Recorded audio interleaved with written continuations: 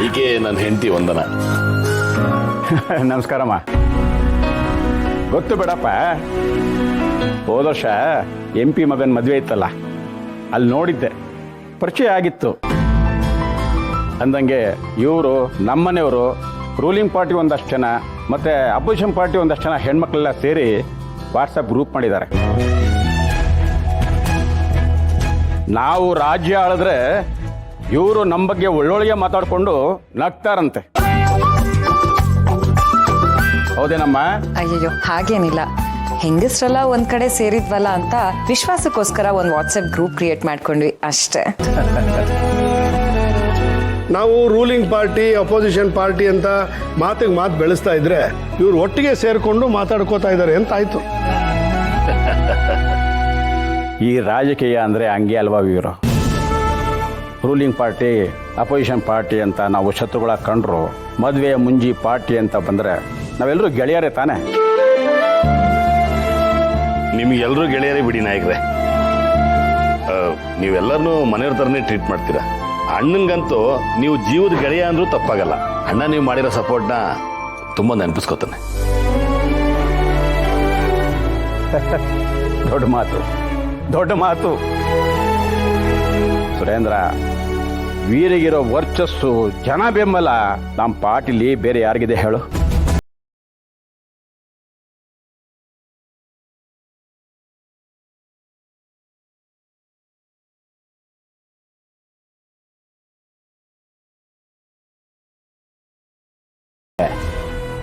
ಅಮ್ಮೋರು ಬಂದಿದ್ದಾರೆ ಅಂತ ಕೇಳಿದೆ. ಅವ್ರನ್ನ ನೋಡಿ ಆಶೀರ್ವಾದ ತಗೊಂಡು ಹೋಗಬೇಕು ಅಂತಲೇ ನಾನು ಇಲ್ಲಿಗೆ ಬಂದಿರೋದು. ಎಲ್ಲಿ ಅಮ್ಮೋರು? ವಂದನ,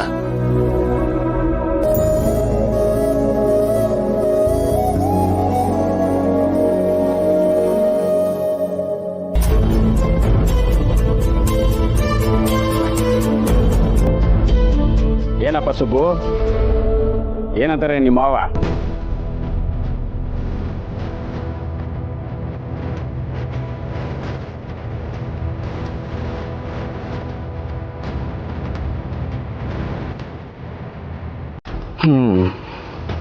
ಸುಬ್ಬು, 2 ನಿಮಿಷ ಹೊರಗಡೆ ಇರ್ತೀಯಾ? ಆಯ್ತು ನಾಯ್ಕ್ರೆ.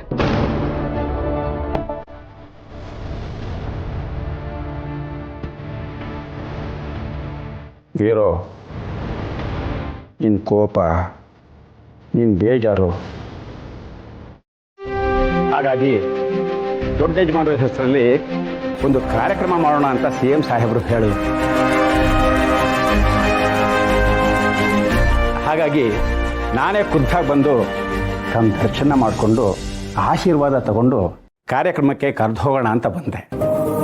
ಆಗ್ಲಪ್ಪ, ನೀವೀಗಲೂ ಅವರನ್ನು ಮನಸ್ಸಲ್ಲಿ ಇಟ್ಕೊಂಡು ಅವ್ರ ಕುರಿತಾಗಿ ಒಂದು ಕಾರ್ಯಕ್ರಮ ಮಾಡ್ತಿದ್ರಲ್ಲ, ಮನಸ್ಸಿಗೆ ತುಂಬ ಖುಷಿ ಕೊಡುತ್ತೆ.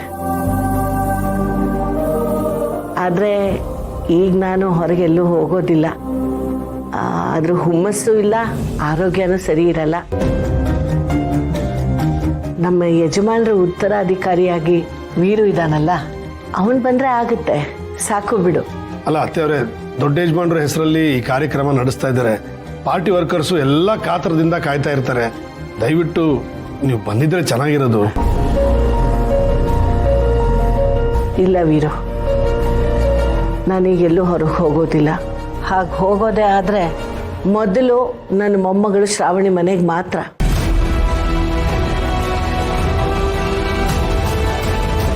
ಆಮೇಲೆ ಬೇಕಾದರೆ ಎಲ್ಲಿ ಬೇಕಾದರೂ ಬರ್ತೀನಿ. ಸಿರಿಗೆರೆ, ಕಾರ್ಯಕ್ರಮ ಚೆನ್ನಾಗಿ ಮಾಡಿ, ಒಳ್ಳೆಯದಾಗಲಿ. ಆಯಿತು ಅಮ್ಮವ್ರೆ, ನೀವು ಅಪ್ಪಣೆ ಕೊಟ್ಟ ಹಾಗೆ ಆಗಲಿ. ಅವ್ರ ಹೆಸರಲ್ಲಿ ಕಾರ್ಯಕ್ರಮ ಮಾಡ್ತಿದ್ದೀರಾ. ಅವರ ಆದರ್ಶ ನಿಮ್ಗೆಲ್ರಿಗೂ ಸ್ಫೂರ್ತಿಯಾಗಿರಲಿ. ರಾಜ್ಯದ ಜನತೆಗೆ ಯಾವಾಗಲೂ ಒಳ್ಳೆಯದೇ ಆಗಲಿ. ನಾನು ಇಲ್ಲಿ ಬರ್ತೀನಿ. ಸರಿ ಅಮ್ಮವ್ರೆ.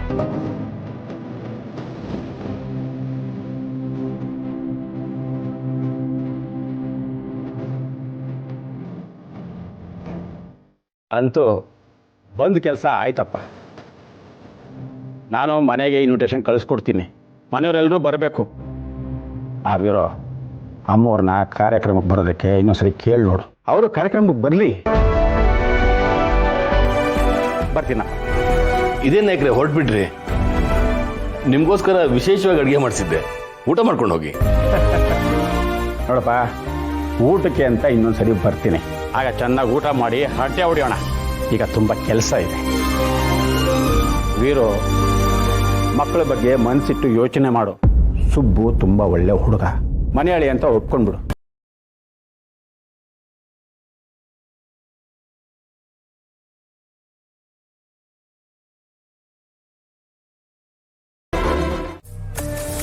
ಮಾಮ್, ನಂಗಂತೂ ನಿನ್ನೆ ರಾತ್ರಿಯಿಂದ ನಿದ್ದೆನೇ ಬಂದಿಲ್ಲ.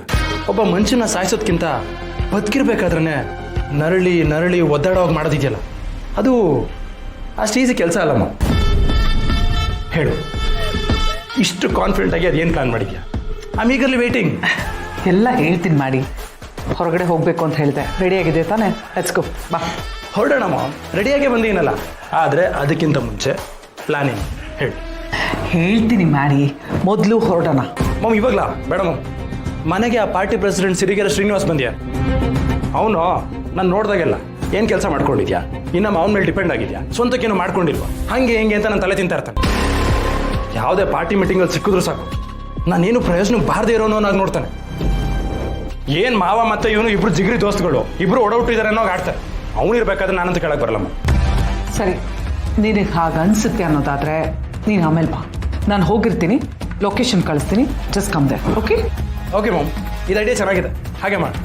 ಅಲ್ಲಿ ಸೀ ದೇರ್.